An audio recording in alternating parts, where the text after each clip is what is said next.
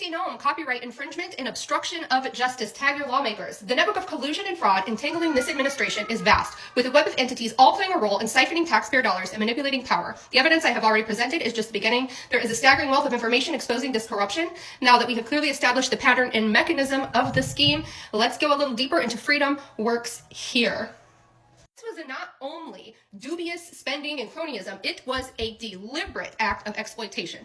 Discussions with two out-of-state political firms that were awarded contracts related to Kristi Noem's workforce marketing campaign began weeks before the official request for proposal was published. According to documents obtained by Sioux Falls Live, they indicate that the governor's office developed a plan in consultation with the strategy group, the Ohio-based firm Lewandowski and Yoho, that worked on Noem's 2022 re-election campaign, and they were eventually awarded the $5 million contract. We knew that. The document shows that Ben Yoho, the CEO of Strategy Group, and officials from the polling firm WPA Intelligence pitched the GOED after 2022 election on a plan to do market research to guide the Freedom Works Here campaign. The language of that proposal is nearly identical to the RFP that was published on January 10th, which was awarded to WPA for $100,000. Do you know who WPA is? WPA Intelligence was operated by founder Chris Wilson at the time, who was fired December 5th, 2024, after two separate external audits confirmed that he was using the firm's money for lavish personal expenses such as vacations and nannies. Does this sound familiar?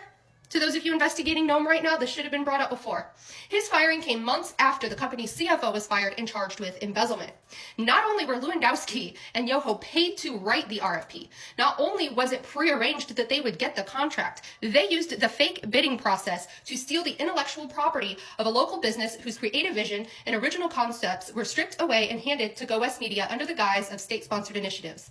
Noem's administration not only circumvented the legislative process required in awarding these contracts, she instead did a closed bid and broke the most fundamental law when it comes to public procurement. Noem allowed Go West Media to see all the other bidders' proposals. She bypassed local talent and she seized their ideas without fair compensation or recognition.